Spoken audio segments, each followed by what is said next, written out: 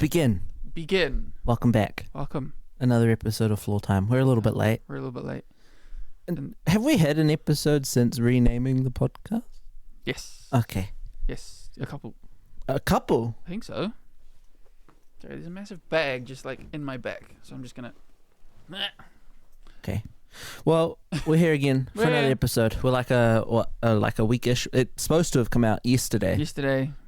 It'll come out tomorrow. Maybe. Probably. Yeah, it'll be fine. But today's episode, we're talking about decolonisation / racism / colonisation. All those things. The colonial aspects of D&D and how it all weaves in. This is probably going to be a multi-parter that we'll revisit, of course, several times, like we have established with all the other episodes. But we have to set the foundation. Yeah. With this episode, of course. I'm surprised it's taken us this long to get to racism in D&D. It's kind of prolific. We've definitely talked about racism. I genuinely don't know if we have. What episodes have we done at this point? I just double checked because I was like, surely we've done racism already, and I'm just blanking. We did therapy. Oh yeah. Surprised that we started with that, honestly. Gay stuff. Yeah. Queerness. Sex. Yeah. Is that it? Nah. Have we only done 4 episodes of this? Nah, I'm sure there's another one. Maybe not. I can't remember. But I was like, I feel like we've done racism before. Yeah. We haven't, technically. We've talked about it at least once. Yeah. But today's episode's all about it. Yeah. I'm Kaitlin.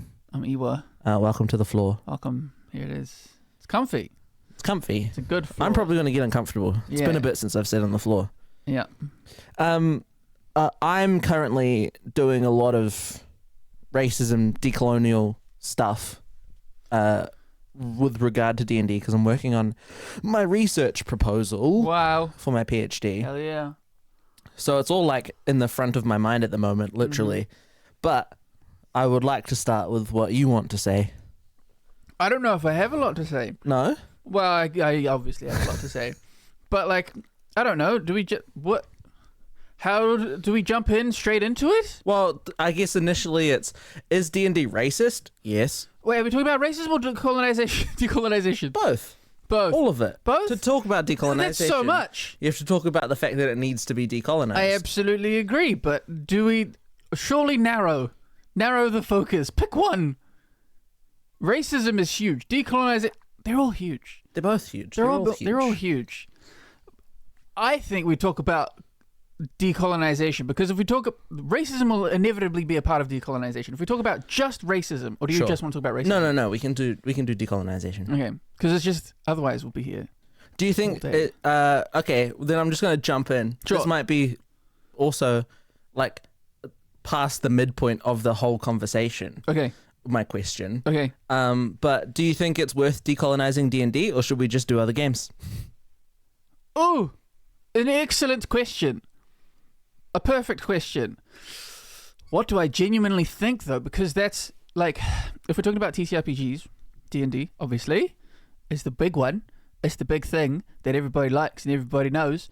I think it depends. It depends on who you're talking to. And it depends in what context we are sort of using, I guess. There's the aunties, my aunties that I love and adore. If I were to say to them, hello, would you like to play a tabletop role-playing game with me? They would be less likely to say yes because they have absolutely no idea what that means. If I asked them if they wanted to play Dungeons and Dragons with me, they have some context because they're 80 years old and they know what D&D is because they were alive in the 80s, you know? But if I were to ask some teenagers today and say like, D&D, do you want to play that? They'll say yes. TTRPGs, they'll say, Like, I think TTRPGs like are more accessible to pitch a TTRPG is something that is accessible to someone who is already in the fandom of TTRPGs. Community. That's what I've been using. Thank you, community. To jump straight to a TTRPG outside of D&D is difficult, but yeah, D&D I think is a good first entry into it. But if you say it's a good first entry into it, yeah, we've been at the entry Yeah. for 8 years. Yes. But the thing is, we keep reintroducing new people to the game. Every time we've played a thing, we've been introducing new people to the game. And the thing about that is, the people that we're playing with, some of them have never fucking played a game like this before, you know, and are like bad at games historically. Most of them are not bad at games. Most of them are very good at games. But there's a few, like, there's always like 1 or 2 people at the table who have no idea, how like game systems work and stuff. Yeah. And D&D is safe.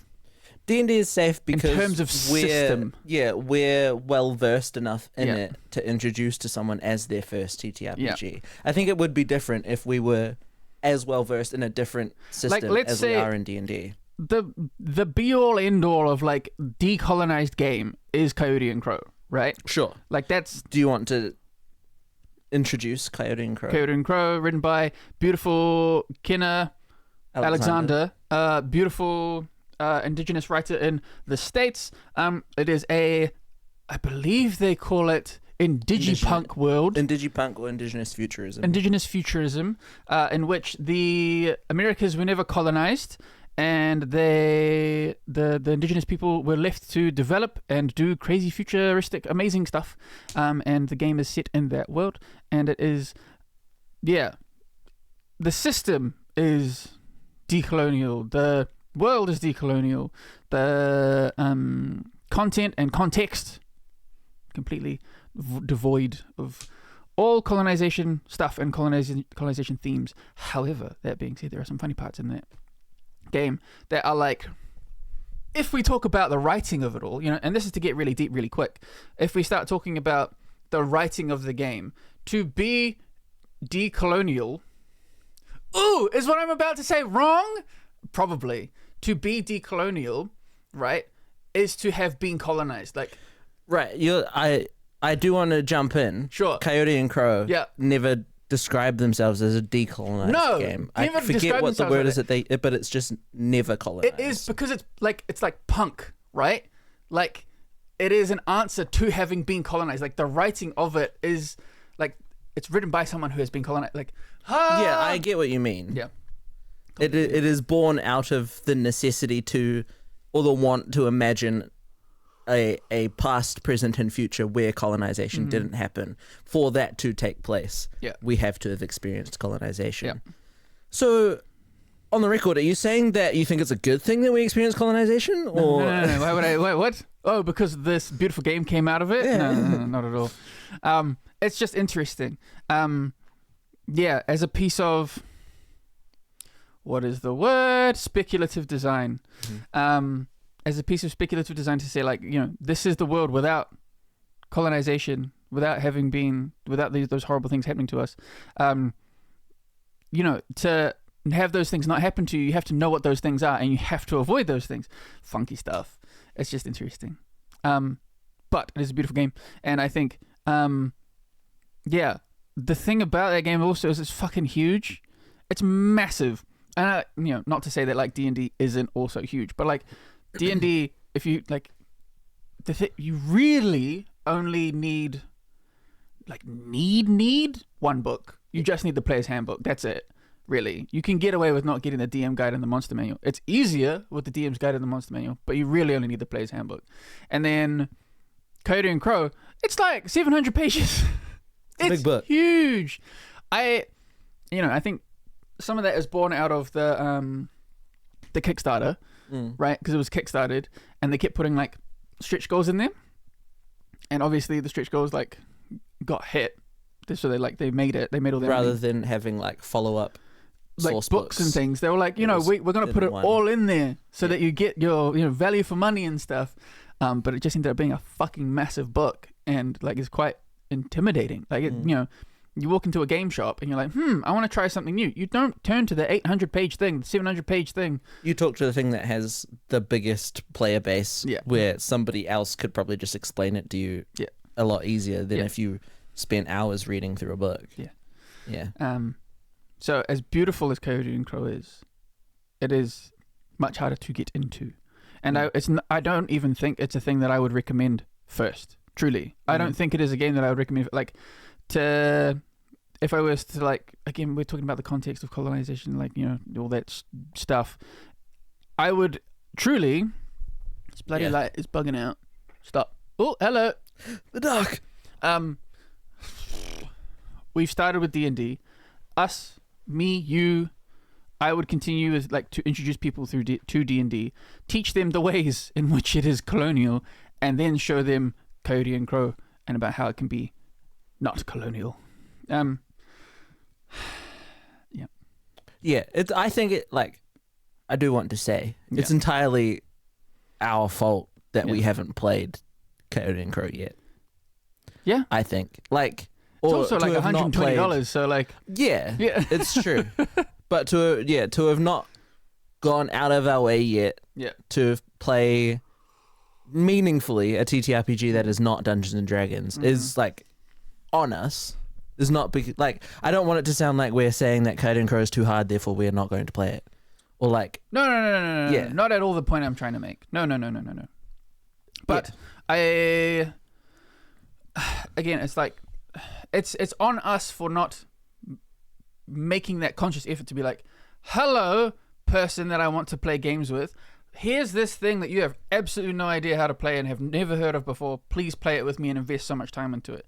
That is hard to do with new people to TTRPGs. Whereas if I say to someone, hey, play D&D with me, like if I say, play a D&D campaign with me, they may have never done it before, but they have an idea. Most of the time, if they're in the gaming world, they have an idea about what that is. In history. Yeah.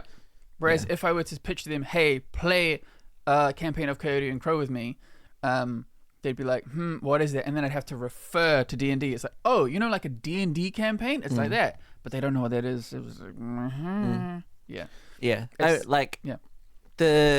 I think one of the things about decolonization is, like, you talk to people about decolonization. You talk to people new to the idea of decolonization, and they're like, how do you do that? And sometimes I think people misinterpret doing decolonization as like, you should never have played D&D. You should have jumped straight to the decolonized or the anti-colonial thing and just have done that, and think that doing any less isn't enough and doesn't therefore count as real decolonization, which I think is fundamentally wrong. And I think the way that we do play D&D, even when we're introducing new people to it, is decolonial in nature. Yeah, for sure. I think so. I think, like, we, you know, got to know the rules to break the rules. Yes. D&D started most of those rules, and is the cultural touchstone, really, for this kind of media and for this kind of experience. And so, you know, starting there, while it's not good, it's like when we did our creative writing course, and you were, you know, the teacher, Mr. Victor Roger, was talking about the hero's journey, and you were like, I hate the hero's journey. And it was like, well, what else do you teach to teach people about prose and writing fantasy and stuff and writing that sort of stuff? How would you teach this? And I think at the time you came home and pitched this to me, and I was like, I don't know, fucking Tane Mahuta, like who? I truly have no idea. Like, I get it, teaching the things so you can break the rules. So yeah, I don't know. I think like teaching D&D, even though it's shit, is good to get people into it, trick them to a false sense of security, and then wham, here's progression. Haha, take that.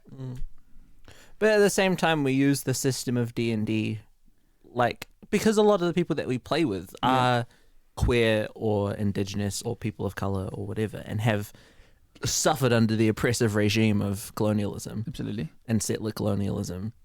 So inherently, the stories that we play and the worlds that you make are not, like, they do not make the experience of playing them feel like partaking in colonization, or like being like, there was, to speak slightly about racism. Yes, I was watching a video the other day. Talking about racism in D&D, and like including racism as a theme or like a challenge in D&D campaigns, and it was people talking about how, like, you can't just include racism in D&D just as like a thing that fucking just happens. Like orcs calling each other slurs and shit. And a lot of the comments and stuff on the video were Indigenous or BIPOC people talking about how they like to include complex racism in their D&D campaigns because as a table of other Indigenous BIPOC people, they like it's the thing about how people use D&D as escapism, which we've talked about before as being like kind of bullshit, but whatever, for lack of better term, as escapism or as the ability, like the opportunity to take control of different themes and different things you may face in your actual life and face them, fight them, however, in the ways that you otherwise wouldn't be able to in the real world. And so the comments on this video were people talking about how they like to include complex levels of racism in their D&D campaigns so that them and their other Black, Indigenous, people of colour friends can confront racism in the ways that they can't in everyday life. A simulation. Yeah. Yeah. Which I think is also what we do. Yeah. It's the... Which in itself is decolonial, I think. Yeah. Where I'm rewriting my... Well, making a version 2 of my master's game, because it needs a bit of work, honestly. But the title on the thing is like an Indigenous narrative game about bleed, right? And so, like, if we're talking about like the idea that to play D&D, you can experience something in the game to then have it affect your real life. Like, we got to talk about bleed, right? We got to talk about there's like different types of bleed as well. Like, I think, honestly, if someone out there, please, for the love of God, write a PhD thesis on bleed. There's a lot. There's a lot? Well, a lot of more existing D&D masters and PhD theses talk about bleed and the theory of bleed. We need more in like both directions, like we need the bleed of like what happens in game affects your real life, and then what happens outside of the game also affects the thing going on in the real world. Like there's that the push and pull of like reality and fiction, where truly like we want our game that we just started with we call it our PhD table, even though 2 people don't have PhDs and are not going for their PhDs currently. But a PhD game of D&D, in which we just started. We're on like the next session is session 3 or something. It'll be like the 4th time we've ever met. It's very colonial. It's the most colonial our D&D has ever been, and I did not feel comfortable playing that kind of game without the vast, like, it's like 80% of the table having like played D&D for more than like 5 years, Yeah. I was not comfortable. 4 out of 5 of the 4 out of table. 5 of them, have like played more than 5 years. Almost a decade. Yeah. Each. A long, long time. And so I was like, I'm not comfortable playing that story with like someone brand new to the table, So like a little bit, like the reality of like being at a table with those people who can handle that kind of narrative, that bled into the game.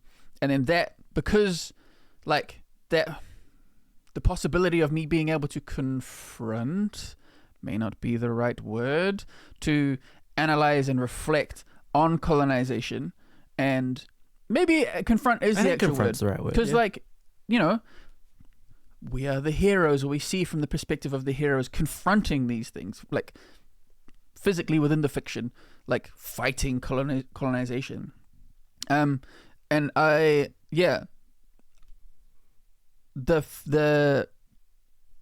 fiction bled through into my life, and then my life bled into the like fiction of the world. It's very interesting, and it's very like it's fun to play colonialism. To play it, yeah. To like to fight it, to confront it. Yeah. Like, because we have a table in this game with people who are very experienced at playing TTRPGs, but specifically D&D, and like 3 of us now at this table have taken part. What's the word? Done whatever. Yeah. Like postgraduate level research into TTRPGs and into D&D. Yeah. Like, it's not enough, or we have the opportunity to not just start like at the midpoint that other D&D campaigns do, other campaigns would, of jumping straight to the actual direct confrontation of colonialism. We can start before that by introducing the systems of colonialism, going through the process of like my character in it and one of the other characters in it are like devout followers of the colonial the powers.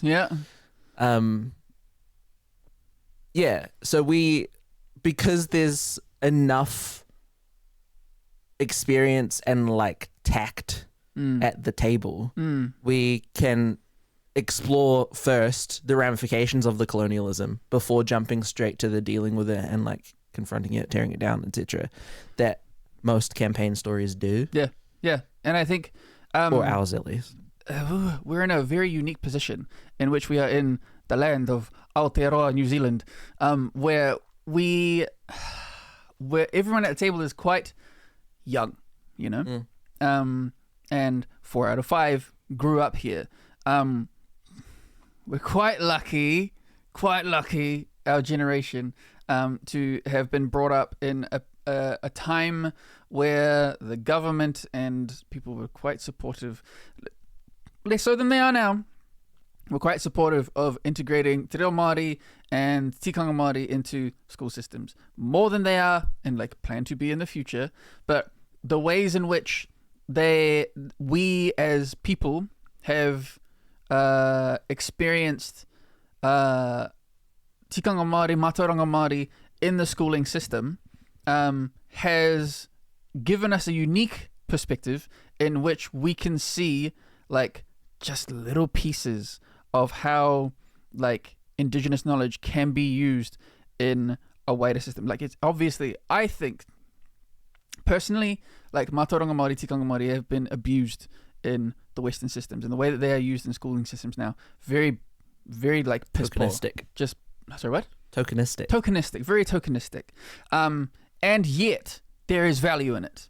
Like as terrible as it's terrible representation of the culture, it's terrible use of the culture, and yet if it wasn't there, then there's so many people who wouldn't know that it existed at all. Which I think is like the parallels between that and just D&D. The way that we're taught about tikanga and te reo Māori in primary school and throughout schooling system, like it doesn't really get much more in depth, I think, at least in our time, than what we were taught in primary school.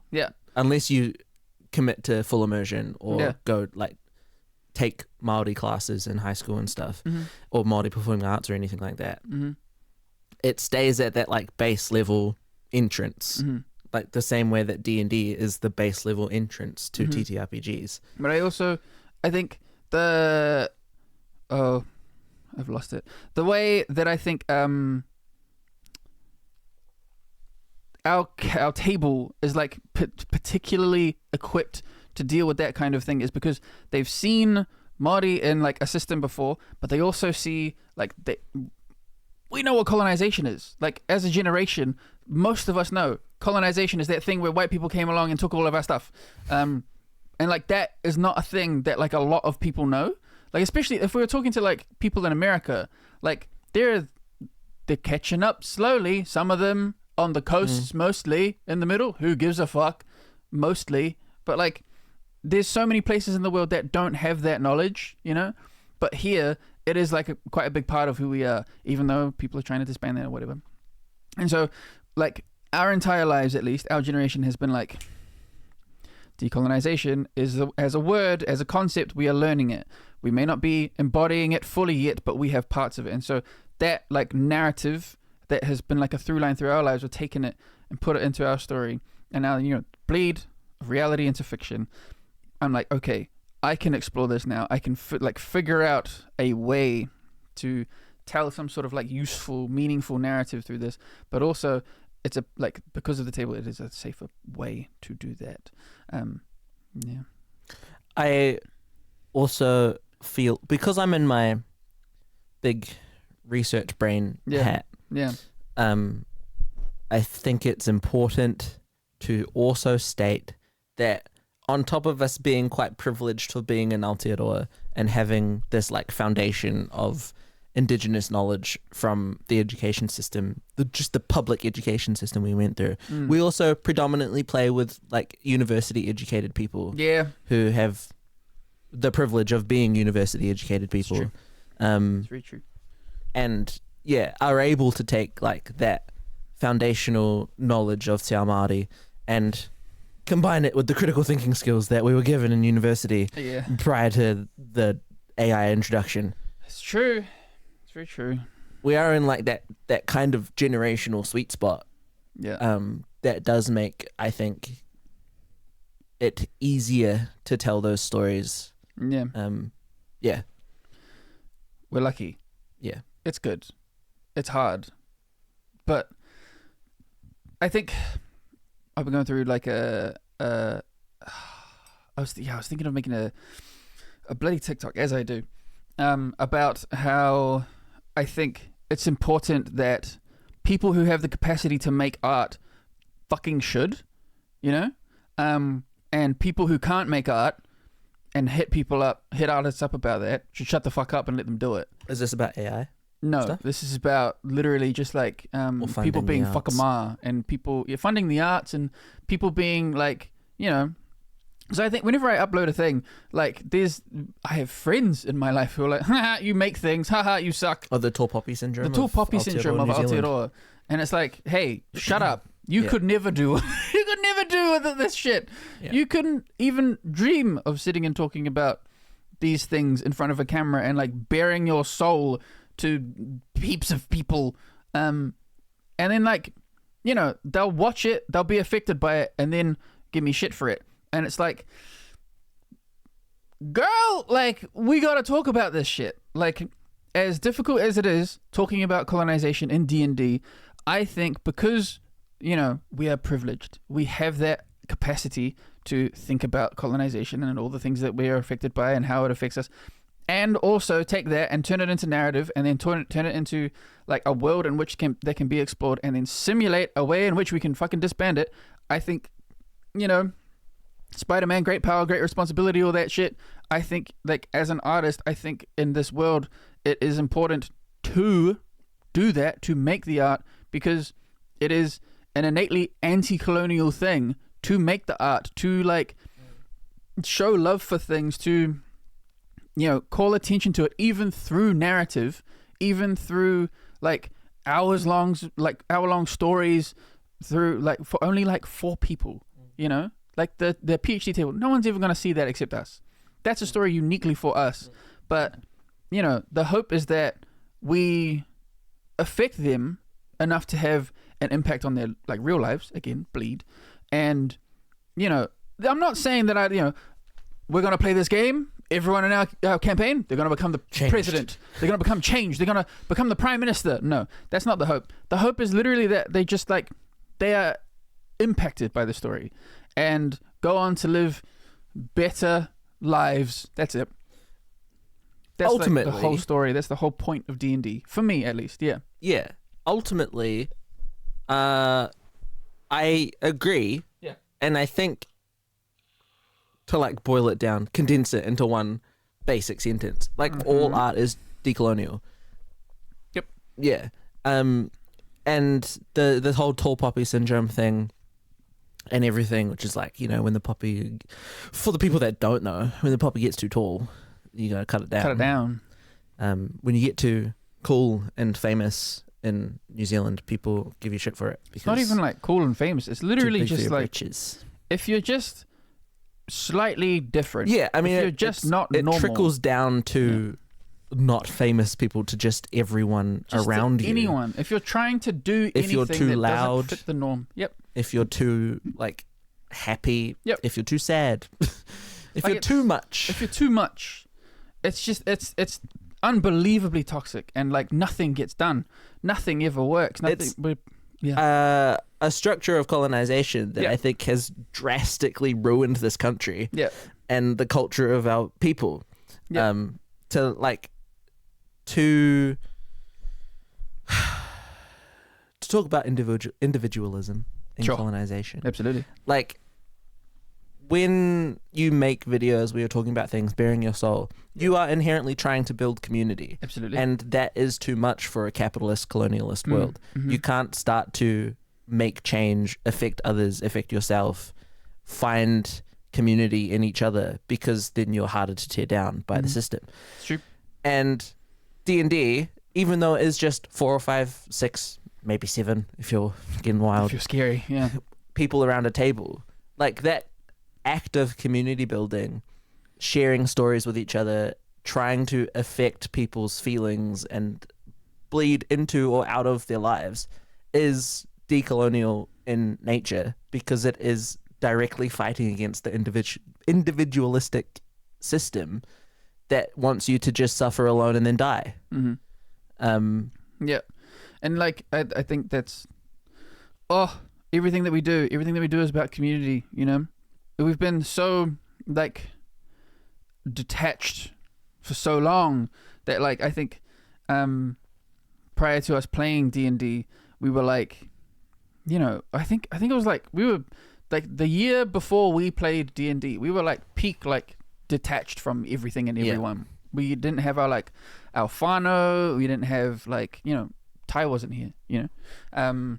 We weren't talking to anyone, we didn't have internet or nothing. The year before, yeah, like even the months before we started playing D&D, yeah, the closest I had started building community with my creative writing class. yeah. And I think that was where it started, where we were like, hang on a second. Hang on a minute. I like having people around me and sharing space with them and stories and like being passionate about this is stuff. The best thing ever. What the fuck have we been doing? What the hell? Yeah. Yeah. Yeah. And I you know, you were very affected by your creative writing course, so you told me to take it. I was less affected by my creative writing course. It was okay. It was fine.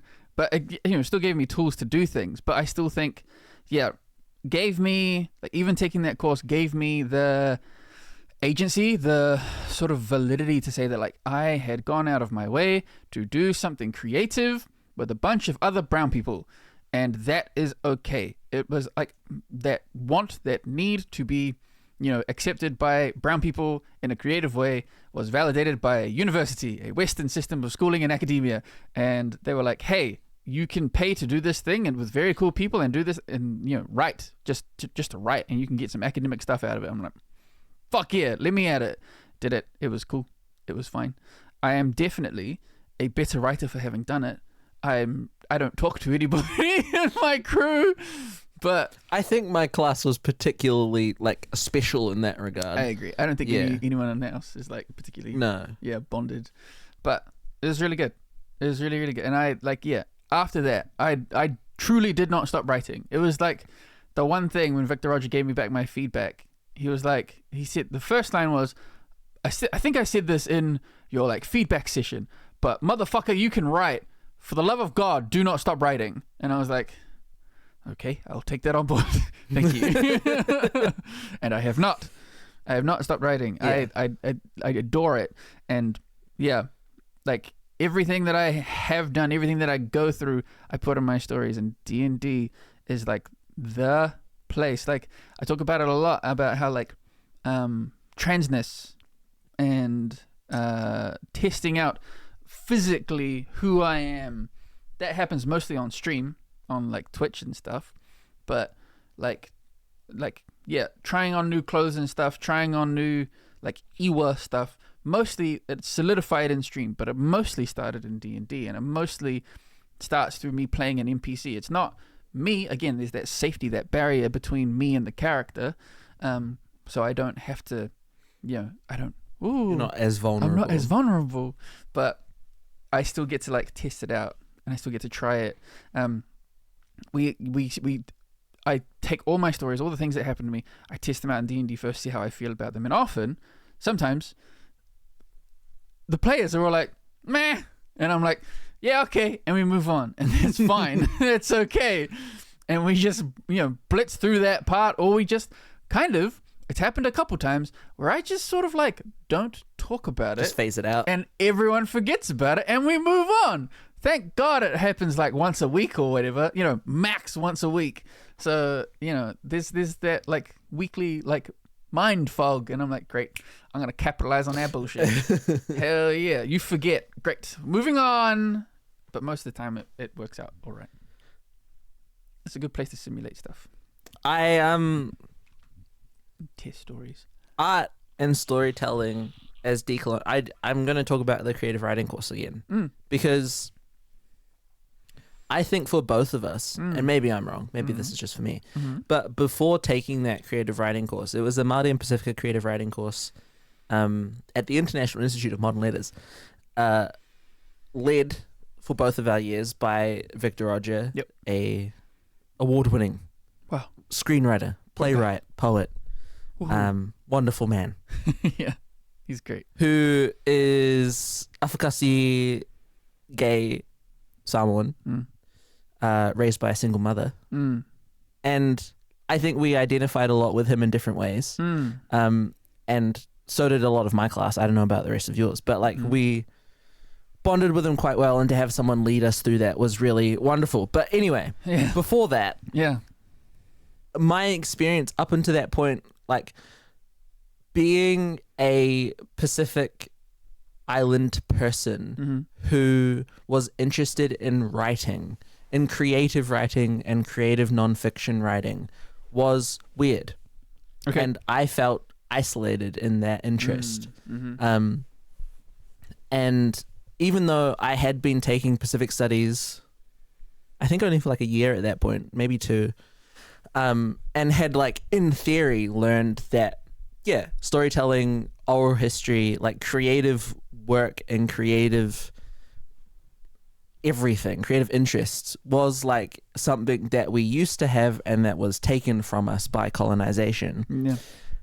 I hadn't begun to practice that yet until doing this creative writing course, when I was like, oh, there's all these other Māori and Pacifica people who also are interested in creative writing in different ways. I'm not alone in that. And it like really kickstarted that idea of reclamation and decolonial work in my perspectives of creativity and my own creativity, where it became something that was like a way to connect with my Pacificness that it hadn't been before that. Before that, it had felt like something that was weird to be doing as a Pacific person. Yeah. But that course really completely flipped that for me. Yeah. I think something along those lines also happened for me, but mostly just in that, because I've been writing since day fucking one. I've been writing things all the time, my entire life. But I like that course was like, wait. You're Māori. I'm like, yes. And like, yeah. So you're writing Māori stories, and I'm like, what do you? I'm writing about Anakin and Obi-Wan. What do you mean? And they're like, no, but you're Māori. So whatever you're writing about Anakin and Obi-Wan, that's a Māori story about them. I'm like, oh my God. Whoa. Wait. Wow. Life-changing. Life-changing. And it's true. Like, me and... I haven't talked to him in years. There's a guy called Wes. Love him. He was real cool. We were, like, literally talking about... We were like, we wanted to write a script for, like... some clone troopers. Yeah, he was in love with Rex, as he should be, from Star Wars. This is incredible, because at the time that you were doing the course, I wasn't I was not into Star Wars. I didn't give a shit about Star Wars. And but since then, I fucking love Rex. I love the clone troopers. Tell me more. And we were talking about like writing, like, and this was before Bad Batch had happened too. We were what if we like create like a dark series where like, it's just about like the hardships of like the clone troopers and stuff like, and it's like really, really sad. And like, we're just talking about like how they are like, historically like used peoples within they're slaves. They're slaves in the Star Wars world. And we were like, this is going to be like so gritty. It's so cool. We never did it because like, we just, I don't know, life happened. But, Bad Batch came out. I was like, that's somewhat close to like what we were pitching to each other that one time. We were literally just talking about writing fucking Star Wars fan fiction. But yeah, we were like writing this thing and we were like, brown. Like, yes, the clones are brown, but also we're brown. Oh my god. Yes, I agree. The Bad Batch is a decolonial story. Yeah. Yeah. It's great. Yeah. It was real fun. But yeah, no, I think that life-changing for me in that, like, it basically, Victor Roger was just like, wait, like, I was like, wait, no, I'm Māori, but like, not every story My I write characters is aren't Māori. Māori. They're not Māori. And like, Victor Roger, like, literally was like, wait, shut up. What are you on? Like, you're Māori. Your stories are Māori. Shut the fuck up and write, loser. I was like, yeah, okay. Cool. Yeah. Yeah. It was great. Yeah. He's a cool guy. I think you getting that, because you did it like the year after me or something. I It was think 2 you years getting after. it Yeah. getting that out of that class Yeah. is something I didn't really get from it. Right. Or like I didn't, at the time that I was taking the course, didn't have the confidence to like take that lesson on board and run with it. But you getting that lesson and like coming home and bringing it with you, I think also helped me as well come to terms with that. I think through us taking the course separately, we pseudo got to take it twice. You know? Yeah. Yeah. I totally learned from you about how to write brown stories. And then you learned from me about how to write, you know, also brown stories, but, you know, just in different ways. And like, Yeah. we're different people, so we take away different things, and like different things mean different things to us. But then, like, you know, when I come home and I tell you a thing, I'm like, oh, this affected me. This is really gonna like affect Kaitlin in like this specific way. I'm gonna tell Kaitlin in this way, and it, yeah. Again, crafting that narrative like for you. Like, I know you so well, so I'm gonna be like, ha, here's this thing that I know is gonna affect you. Ha, impact In D&D. in like life, in anything. But yeah. also in D&D. Also in D&D. I know you, so whatever like I want to do to impact you, I'm obviously going to do that more. And things like brownness, decolonization, like hardship, gayness, it's all the same thing. Yeah. This has made me realize Yeah. that I should be taking more inspiration from the clones for our current campaign. Yeah. Yeah. Yeah. It's very, our PhD table is very empire-y. Yeah. Yeah. Yeah. Ooh, it's so gross. It's disgusting. Like, I feel dirty. I feel disgusting being behind this story, like pushing this story. But I'm like, because I'm just like, just trust the players. Trust the players. I'm living it up. Trust them. I'm loving every It's moment okay. of it. They're gonna beat them. They're gonna destroy them. Please. Eventually. Like, you It's know, horrifying. there's like this barometer, Yeah. right, of my Kaitlin's enjoyment of this campaign. Yeah. It was already full, Sure. right? Yeah. Because I've just been rotating them in my head, Yeah. chewing on them. Yeah. Yum yum Yum yum yum. yum. Now, clone troopers, tripled, quadrupled. I'm going crazy. I'm running in circles. Yeah. Yeah. It's a lot. The decolonial stories Yeah. of D&D, of our D&D, I think, like, could probably be told in other systems. But I think there's something about telling them in D&D, in a system that shouldn't work, like, It's so by good. the book, shouldn't Yes. work with it. Yeah. Absolutely. Makes the experience something else altogether. Yeah, because, and this is if I could do my masters again, I wish I fucking could. But it is something that I would have loved to have focused on, which is the idea that like the system of D&D is all about murder and it's all about killing, and like that's what it is built for. It is a wannabe battle simulator, you know? Like, when Gary Gygax, the motherfucker back in the 60s or whatever it was when he was writing the thing, he wanted to make a realistic, gritty battle sim war game bullshit thing. It's Where, you know, based on a war game. it's based on a war game. And then he just like he threw in some narrative, and then most of the heart and soul of D&D came from other people. Like, the thing that he wrote, racist and bad. racist and not good. Racist, sexist. Racist, sexist, colonialist, capitalist. So bad. And then like he just put a system down in place. Like he like put the system down, filled it with all his rhetoric, shipped it out. Some people took the heart and soul of it, which is just like the mechanics and things.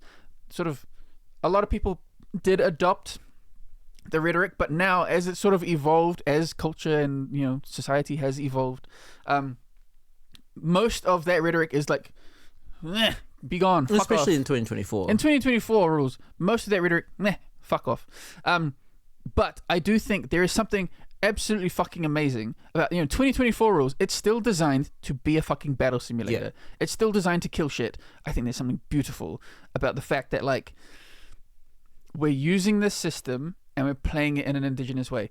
The parallels between us going to university, being academics, and then like doing it in Indigenous ways, like it's the same thing. Like we have the system of Western society, and we have to fucking live in it in a way that is compatible and like consistent with our holistic understanding of ourselves. So we have to bring our indigeneity to like the life that we live. Same thing in D&D. Like the system is not made for us. It is in no way made for gay, autistic, trans people, brown people, not at all.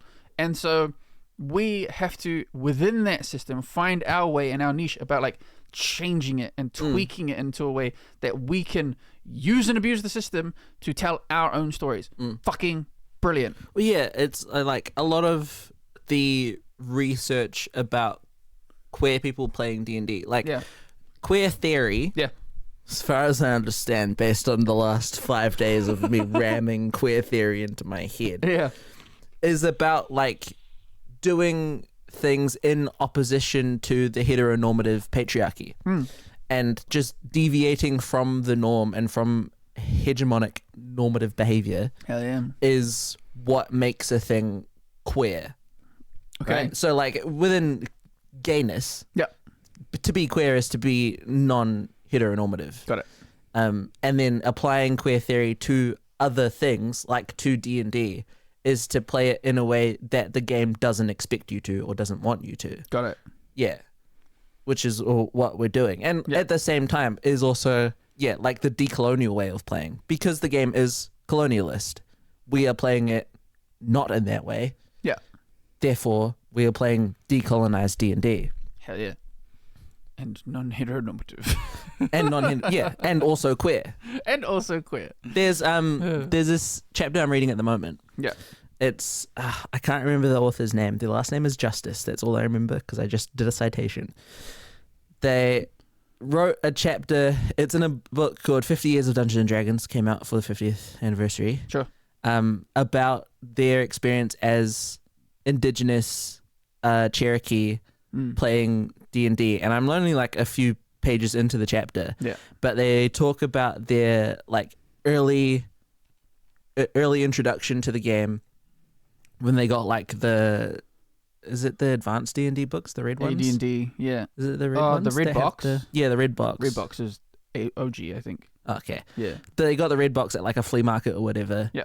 And read through it and were like confronted by the settler colonialism. Yeah. The just that's just there. Yeah. And in like trying to find themselves in it, identified with like I think it's like the demi-human races of like elves and halflings and all of that, because they weren't like the white normative human races or race in that D&D. They called them demi-humans? Apparently. In red box. I think so. I haven't properly read through them yet. Yeah.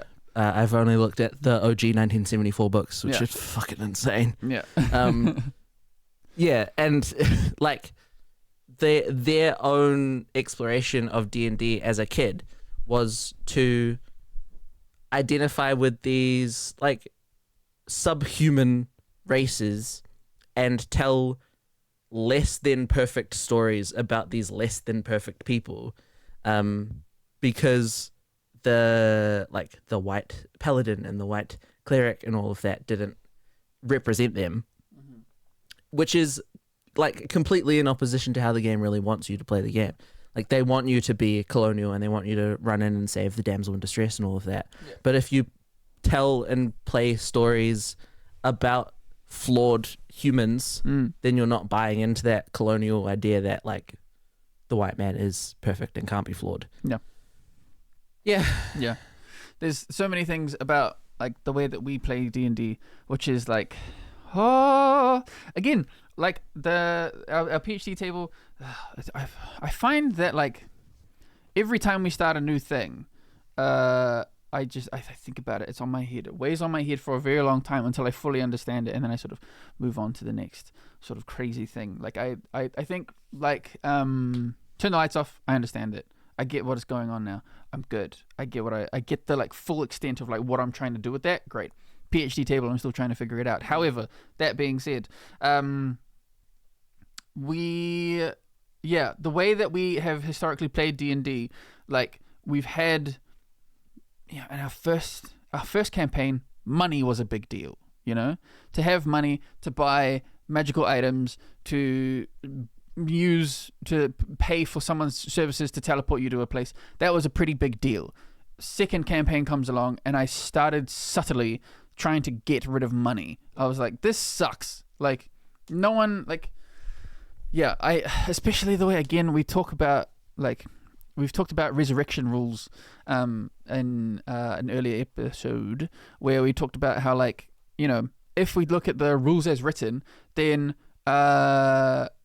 resurrection spells are just for the rich and no one should ever die, right? No rich person should ever die because they can just pay someone to resurrect their kids, their family members, whatever. They can just resurrect them, and forever and ever and ever, as long as they have the money, they'll be fine. So the poor are historically oppressed because like they will just die and then no one can bring them back. So we figured that one out, and I was like, I'm not doing that anymore. I'm not putting a price on resurrection. Fuck that. That's crazy. So I got rid of that, and that sort of snowballed into me trying to get rid of more aspects of money because it just didn't make sense. We started our other one with our brown people table, and money was like not a big deal. The apocalypse is here. Money doesn't matter.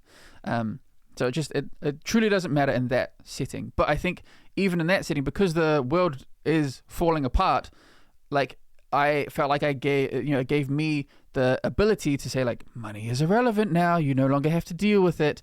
But that I think is like an act of cowardice on my part, you know? Like what does a system that is flourishing look like without money? Iwā doesn't know, you know? Actually Iwā does know. Iwā knows perfectly well. But like Iwā is afraid of doing it, you know? Because again, most of the tables that we're at, there's someone who doesn't really know the game, who doesn't really know that you can subvert like a world, the expectation of a world to, you know, not use money. And that is a huge, like, I'm already like, I'm exposing you to all the fantasy of it all. I don't want to make you have to deal with the fantasy of not having to deal with capitalism too. That's so difficult. I'm already telling you to believe that elves and dragons and, you know, orcs and fucking demons and shit are real. Now I have to teach you about not using money. Like, oh God, it's too much. It's way too much. So in this new campaign that we're playing in, I didn't do that. I didn't do any of it. We use money.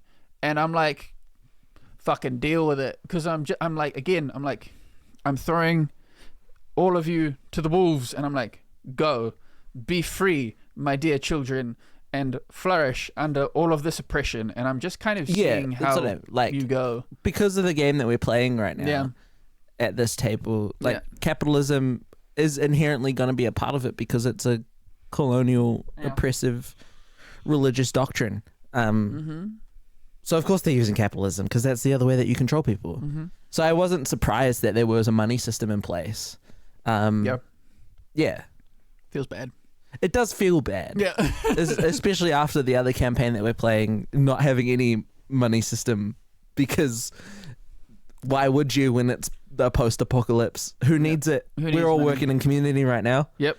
It feels good. Yeah, it's nice. Feels great. To not have to. One, to not have to buy into the capitalist system, but also to not have to spend a lot of time shopping in D&D. God, I hate shopping. Like, if It's you just want a reminder of how shit the world is. Yeah. Like the real world. Yeah. Yeah. God, I hate it. I hate it so much.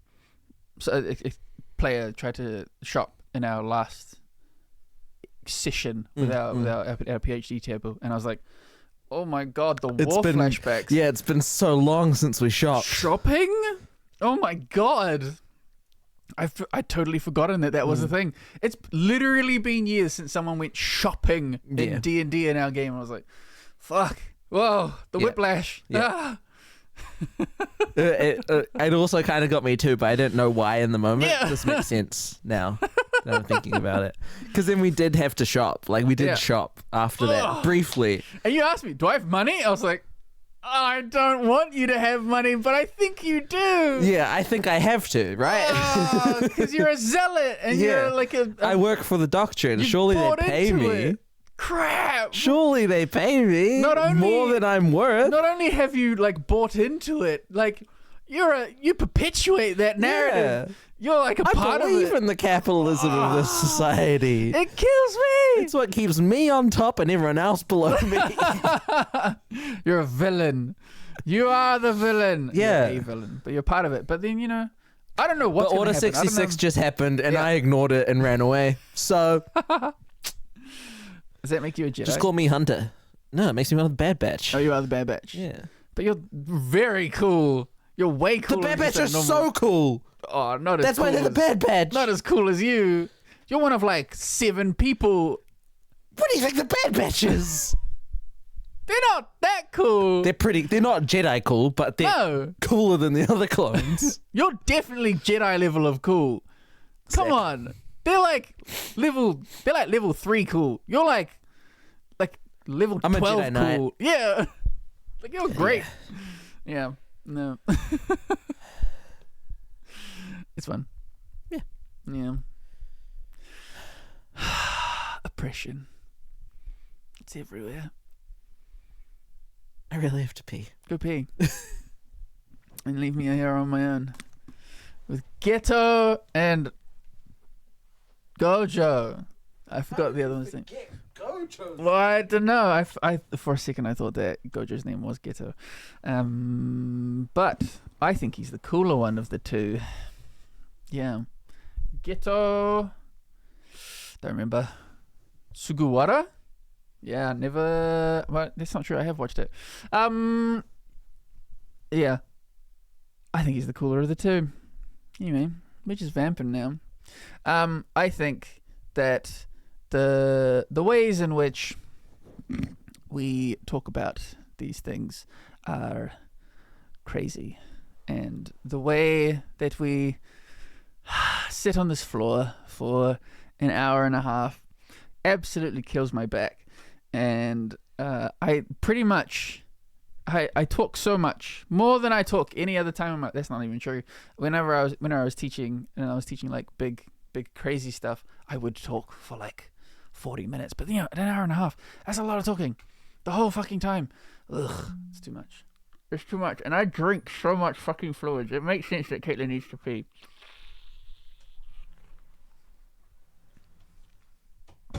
Hello there.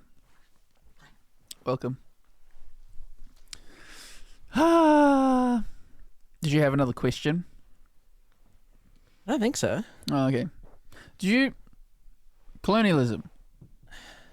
What is it? What is it? Yeah. It's a bit late to ask that question now, but define what it means. Define colonialism? Yeah. Well, it's a system of structures. Yeah. That an oppressive group in our world, usually nation, empire. In the real world? The real world, sorry. Yeah. Is usually some sort of nation, empire group. Yeah. Who wants to mostly use or abuse the land and its resources in a place that they're not currently in. Yeah. So they rock up to somewhere that they do not currently control, introduce this system of structures that undermine, lessen, destroy these systems that are already in place. Yeah. Historical colonialism, for example, the colonization that took place here in Aotearoa, New Zealand, and throughout the Pacific, was generally done through missionization, i.e. introducing Christianity to the people. You start with undermining them, teaching them your language so that you can slowly cut out their own. You create this system in which your language becomes the privileged one because it opens doors for them to trade, etc. Yeah. Learn new things, establish relationships that then allow them to buy the house that you made for sale even though they weren't before. And then once you've done that and you've taught them your language and everything and you strip away their language, then you're more powerful because they've come into the system that you already do control, that you've introduced to them. And using that, you can start to like make them feel insecure for not having any roots in their own culture and their own languages that they had before that. And over a process of, say, 250 or so years, you can slowly start to introduce more capitalism so that they fall farther and farther down the ladder, as it were, and make it so that generational trauma stops them from being able to access the same equitable resources, the same resources on an equitable level as others, and then tell them that it was their fault. Oh yeah. Does that make sense? It makes perfect sense. Yeah. Yeah. And so to decolonize is to do not that. To decolonize, I think, is to work towards a future in which we can't undo what has been done. Okay, interesting perspective. Continue. I mean, you can't go back in time. You can't go back in time, but that does not mean, I don't think you can't undo it. I think I do not think that the things that have been done are perfectly set in stone and cannot be undone.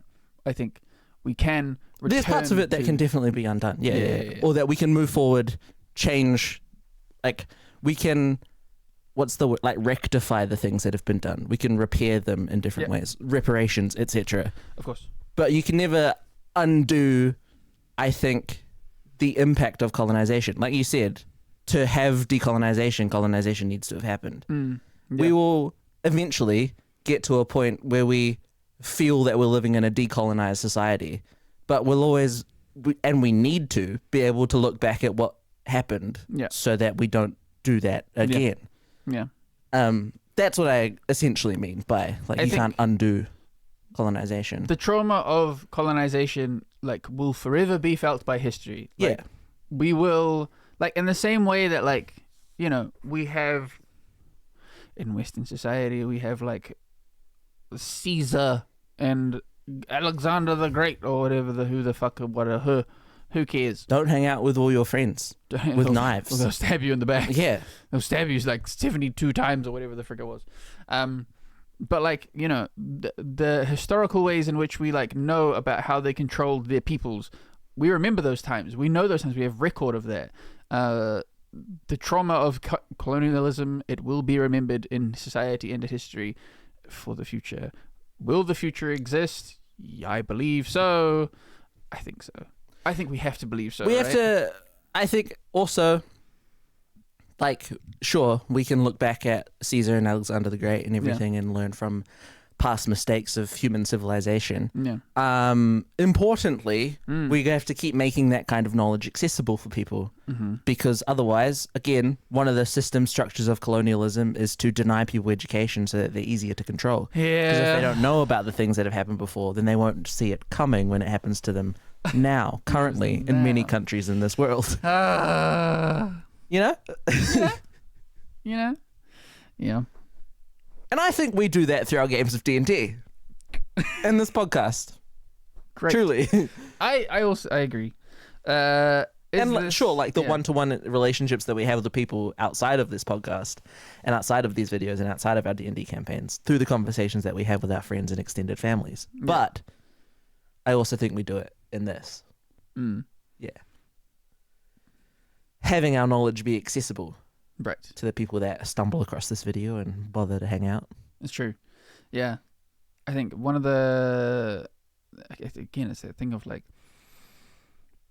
Spider-Man. Responsibility. Power.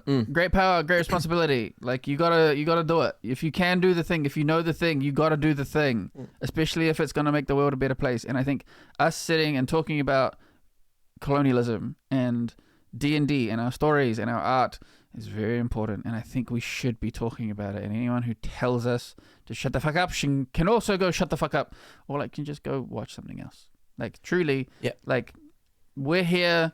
If you want to watch this, great. If you want to hear this, great. If you don't want to hear it, we don't care. I don't really give a shit. But it's important, like, for us to like it's pretty punk rock to make art just for yourself, you know? It's pretty good. It's pretty, like, powerful to just make the shit for you. And I think the narratives and things, the things that we talk about on here, even though, like, we're not, like, making big, crazy, like, impact on, like, the entire world, it doesn't mean that it doesn't affect even just one person. And if that one person is just me, that's fine. You know? The conversations that we have impact me a lot. Yeah. It's important. And then having a place, I watch the things that we've done back, like not just the podcast, but also just like things that we've done in the past. We've been making things for years, and I go back and I watch them and I'm like, man, I'm really proud of the things that we've done. Some of them, like most of them, are not publicly accessible to anybody except for me, and I'm like, man, we've done some crazy cool stuff in the past. And I'm like, yeah, like often I am confronted with the idea that like, this sucks and I don't want to do it anymore, it's too difficult and the world is too and I'm like, nah, like I need to get over it and I need to keep making things, because that's gonna, like, you know, art ultimately is gonna be the thing that saves the world and all that shit. So yeah, it's good. Playing D&D is good and it's gonna save the world, unbelievably. Yeah, I think like art, not in a vacuum, is gonna save the world. Yeah, and a part of that Spider-Man responsibility stuff is, I think, us making this podcast. Yeah, like even the stuff that we've already talked about, me talking about queer theory in this episode and everything, like those are things accessible to me because I have institutional privilege of university access to different journal articles and stuff, and I'm choosing to share that here because otherwise it's not accessible to everybody. It's like one of the ways to share knowledge is decolonial work. And this podcast is decolonial. Wow. And us talking, even us, if we weren't talking in front of a camera and into microphones about it, it would be decolonial. Anyway, yeah. We'd still talk about it anyway, and it would be decolonial for us to have that conversation. Yep. And like, we have a friend, I won't name any names, who like has told us before that they download lectures and send them to their friends for free, because you shouldn't have to pay thousands of dollars to learn your language in an institution. Yeah, like doing all of that and sharing it with others, especially, even if that other is one other person, is decolonial work that the white man doesn't want you to do. Yeah, so you should do it. Should do it. Yeah. Do you play the game? Does it have to relate to decolonization? I don't know. I think so. Several years ago, in our first campaign, racism was quite a thing. Was it? Everyone was pretty mean to my character for being a Triton. Was he a Triton? He was a Triton. It was less a Triton. It was more of like, it was again the imperialism of the thing, of being like, hey, you're not from here. Yeah. Anyway, you're from a society that's been like lost to us for hundreds of years. And what are you doing here? Why are you here, you stranger? Yeah. So I think one of my play of the games, and it's come up in different ways since then. Yeah. But and you talk about it during like session zeros and stuff as well. Is like, if somebody's racist, kill them. Yeah. That's my sign to you that they're evil and shouldn't be around in this game. If they're being outright racist to you, Yeah.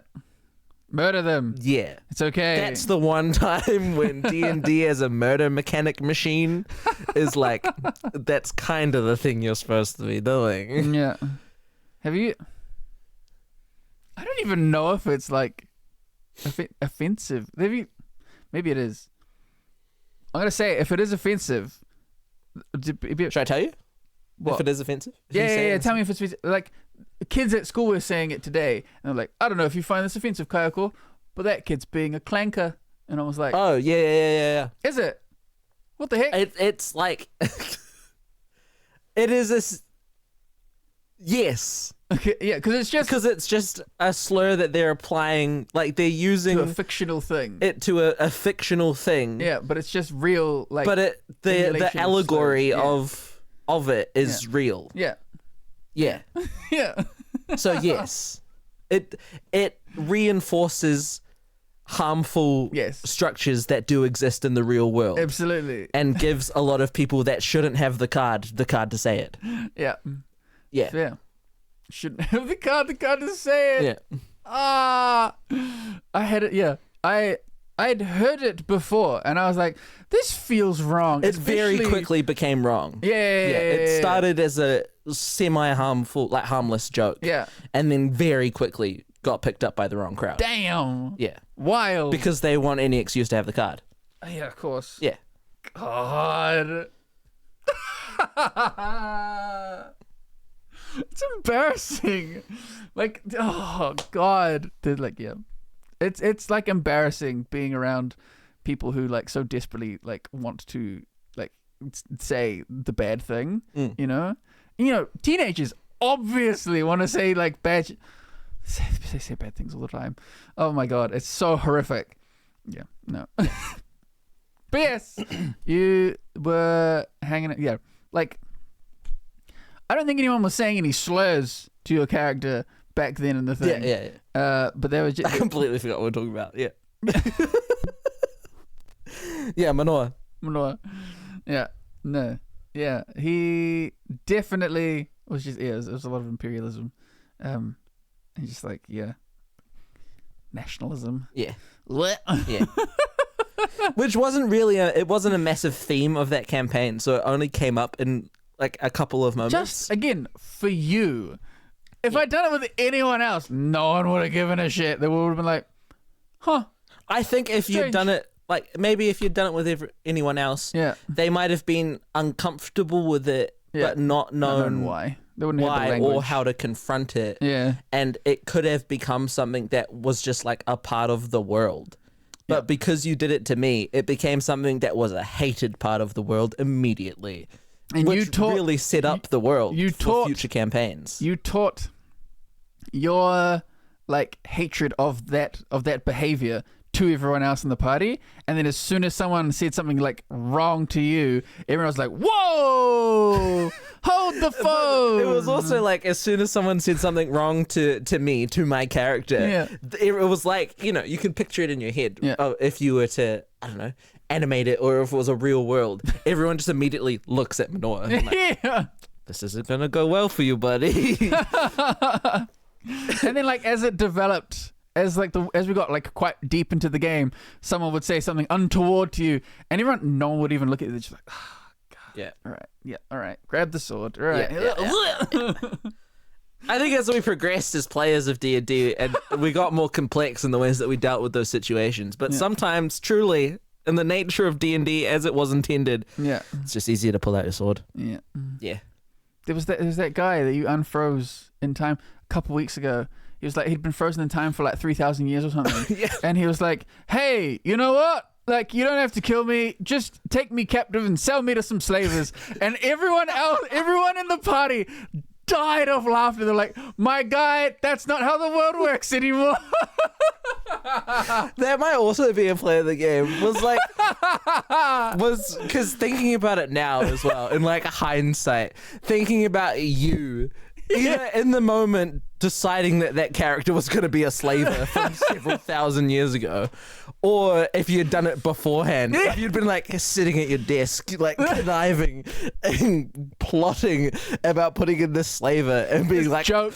I can't wait to see how the table of brown people reacts to this. And it being immediate like laughter. It's so funny. Truly just, my guy, we do not do that now. You are in for a rude awakening. You are in for a ride, my guy. And then one of the people that he had like captured just killed him. Just killed him. Yeah. Like, burned his head off. Yeah. You suck, guy. Sometimes that's just the way to do it. That's just the way it goes. And that's what it is to play decolonized D&D with a bunch of Indigenous people. Wow. Who truly just want to confront and deal with colonialism in their own ways. Yeah. Yep. Mm. Do you ever play the game? I feel like I should enunciate that better. Do you have a play of the game? Do you have a play of the game? Instead of play the game? Play the game. Play the game? Do you have a play of the game? I do. One of my favorite pieces of colonial grossness is in our first campaign. There's a guy, Ladoon, who's the little freak. He was a Verto. He was like a basically like special ops guy. And he was awful. He was real bad, real not good. And then he was like subtly defecting and like, controlling the rebellion or a rebellion of sorts. Just wait, like Ladoon or Vrias Adonna? Oh, Vrias Adonna, that's who it was. Never mind. Yeah. Vrias, Adonna. He was real cool. I think the way, again, our first table was baby D&D. It was our first time. It was our first time. But also, I think the game of D&D that we played, vastly complex than the majority of other D&D games that are ever played in the world. Especially by the time I got to Vrias Adonna. Yeah, I think Vrias Adonna radicalized a lot of the people, everyone at the table. Yeah. The way that, like, they were like, oh, you're like a part of the thing. Yeah. You're being abused by the system, but you are actively working against it, even though, like, if you get caught, you will die. Yeah, I do think everyone really locked in when Vrias Adonna started. Yeah. Yeah. As soon as he came along, everyone was like, whoa, wait, it's too real all of a sudden. Yeah. And I think it was really cool. It was really, like, for baby's first radicalization, pretty fun. Yeah. I like it. And I think, again, art imitating life, life imitating art. I think a lot of who we are came into our game and affected the people that we were playing with. And the people that we were playing with at the time weren't super progressive, weren't super like, and weren't as progressive as we were, radically progressive as we were becoming. We're becoming, yeah. And I think, like, helped, even if it didn't necessarily radicalize them to the point that we are radicalized, it did give us the outlet to tell them subtly, this is how radical we are, and it's like, interesting. Like, I see the narrative that you have put in front of me, and I see how a person only like you could have written this story. It helped teach them, and they learned a little bit about us. It's very interesting. And I like it. Again, power of story. But it's just a cute one. Back then it was massive. I was like, whoa, what a huge story. But now I'm like, that's a pretty cute narrative. It's pretty cute stuff. I do still think about Vrias Adonna's story quite a bit. Yeah. And you've told different versions or more complex approaches to that story since with different characters. Right. but like it was so clear then with Vria Sedona. Like it was a very simple story made complex by the situations that he was in and by how we responded to it. I still think it's kind of perfect. Okay. What that story was. Yeah. It was fun. It was very fun, and I love things like that. It's like perfect little, like he was not a central character. Mm-mm. He was off to the side, and he dipped in and out of your lives for like quite a while. But you know, it's like he easily could have been the main character of the game. But like that's not the story we were telling. And like if that was the story we were telling, like that's a way more complex story. Yeah. Like that's kind of closer to the story that we're telling now with the PhD table. For sure. Really. Yeah. From that perspective. It's essentially his perspective of this, of whatever he was going through at that time. I love just like the evolution of our game and like how much cooler we've gotten to be able to He was such a tell cog in the machine. He was such a cog in the machine. So Which brings me back to Gojo and Geto. Yeah. Cogs in the machine. Yeah. Well, what a way that's to my end conclusion. It. Sure. That's how I'm ending it. Unbelievable. It's because Yuji calls himself a cog in the machine. Yeah. Yeah. Basically. I've watched 4 episodes and 2 movies. Yeah. Woof. Yeah. It's so hard to follow. Yeah. They talk really fast and the subtitles are really quick and the English dub isn't as good. And it moves too quick and the magic system doesn't exist. It's really hard to make sense of. It's the worst magic system I've ever seen. I completely agree. It's one of my favorite anime. Is it just because of the gay boys? What is it about Jujutsu Kaisen that you actually Do we like? really want to spend time on this right now? Give me a paragraph.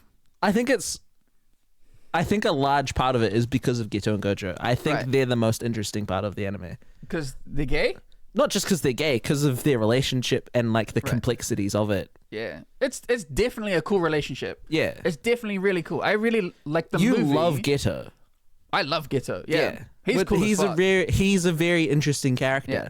It's a shame that he's dead for most of it. Yeah. And his story ends quite early. It was like... Kind of, before it started. He's just in the movie, right? Like himself. Geto, yeah. Yeah. It's just... He's cool as fuck in the movie. He's just he's in the... Oh, those 3 episodes, whatever the frick. Yeah, he's in Hidden Inventory and in the... Yeah. Yeah. Which is what the movie is that you're talking about, was the compilation of those episodes. It's really good. He was really cool. Yeah, Geto's the most interesting part and he's dead before the show starts. Yeah. Yeah. It's unfortunate. We have to watch the other movie because you haven't watched that and he's in that. Which one's that? JJK Zero. It's the one with Yuta. Oh, yes, I do want to watch that one. Yeah. Yeah. That's the one he dies in. Oh. At the end. Yeah, I know that. Yeah. Yeah. But no, man. I think even as a DM, I think Jujutsu Kaisen pisses me off as a DM because it's like the magic system doesn't work. Gojo's a fucking level OP. Like he's not even level 20. He's a god. Like it's stupid how powerful he is. Yeah. And then Sukuna comes along and it's just like bleh, and it's just like it doesn't matter. Spoilers. But like, none of it matters. It's just anime. It's But just yeah, manga. Geto's perfect. Geto is perfect. He's a very interesting character. Yeah. I think It's gross would when he fit eats well shit. into But- a D&D campaign of yours. He's Yeah. cool. Yep. Well, Anyway. that was this month's episode of Floor Time, Yep. where we talked mostly about decolonisation, but also other stuff. Stuff. A lot of shit. Wild. Thanks for watching, listening, whatever. Next time, Next who time. knows what we'll talk about? Who the hell knows? We'll decide the day off again, like we did today. No God. Well, it was we decided a bit ago. Decided a while but, ago. You know. GG. It's over Thanks, there. everyone. Okay. Kiki te anō. Bye. Bye. Bye.